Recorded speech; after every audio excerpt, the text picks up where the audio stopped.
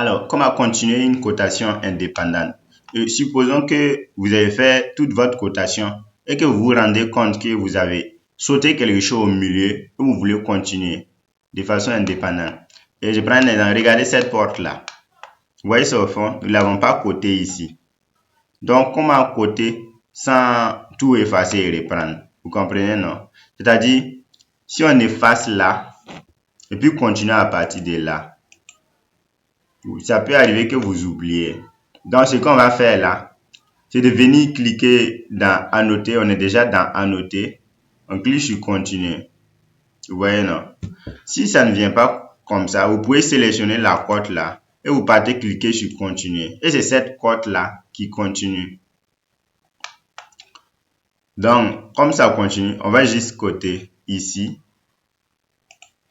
Coter cette porte là. Comme ça. Et puis coter la fin. Oui, c'est fini.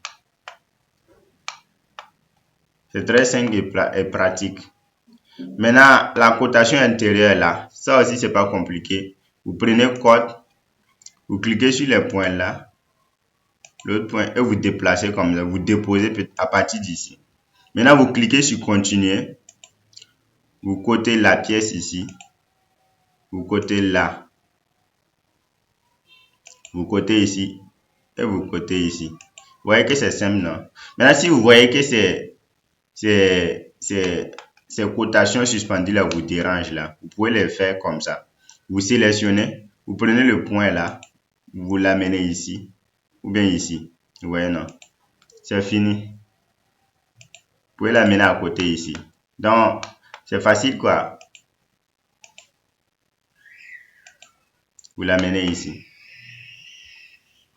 Donc, l'autre cotation aussi, c'est la même chose. Donc, vous pouvez venir côté ici. Vous prenez cote. Je clique sur les extrémités. Je déplace, je viens ici. Je viens prendre continuer. Et ça qui continue. Je cote juste les intérieurs. Comme ça.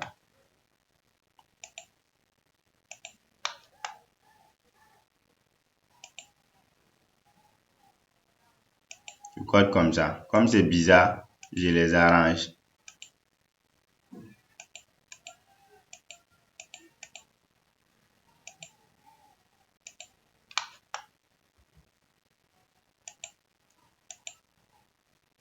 Comme ça. Maintenant, on sélectionne tout. On vient mettre dans cotation. Dans cale de cotation. Ne l'oubliez pas.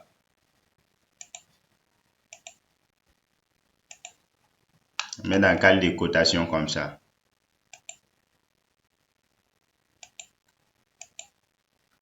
Sélectionne tout, on met dans cale de cotation. Vous pouvez également déplacer le nœud d'une cotation. Par exemple ici. Lorsque vous sélectionnez, vous pouvez le déplacer, ça peut venir mettre ici. Et en même temps, la cotation diminue. On était si par exemple j'attire le mode ortho, on était de 370. Lorsque je recule là, ça diminue. Voilà. Si vous avez appris quelque chose, abonnez-vous. Vous pouvez le faire dans l'autre direction, juste en changeant le sens du plan. Et vous cotez. Vous prenez cotation dans Annoter ici. Je clique sur ces points. Je suis là. Oui, je vais déposer pour que ça ne se mélange pas. Je dépose ici. Donc, je sélectionne ça petit comme ça. Je mets directement dans calque avant de continuer. Là, tout le reste ira directement dans calque. Ce sont des astuces. Donc, on vient prendre continuer.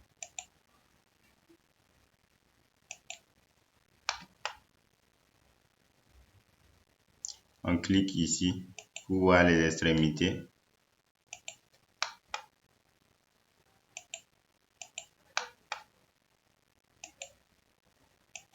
Comme ça. Et on arrange ça. On prend le point, on vient déposer ici.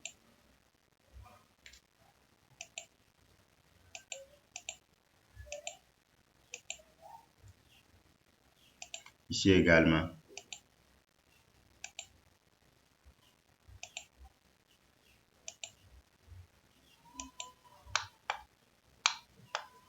Voilà.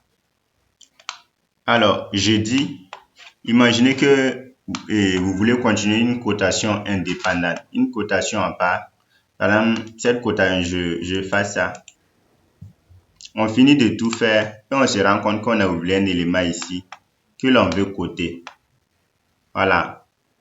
On peut venir cliquer sur continuer ici et ça nous demande quelle cotation on veut continuer. Vous voyez, non, sélectionnez la cote et la compte continue. On sélectionne ça et ça continue.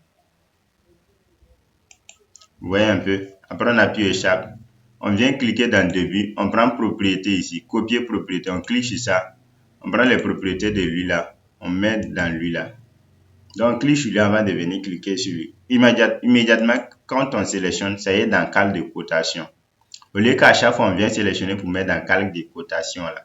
Donc, et c'est valable pour tous les éléments. Mur, si vous avez un élément que vous voulez mettre dans le même calque ou bien vous voulez les mêmes propriétés, il suffit de prendre copier propriété.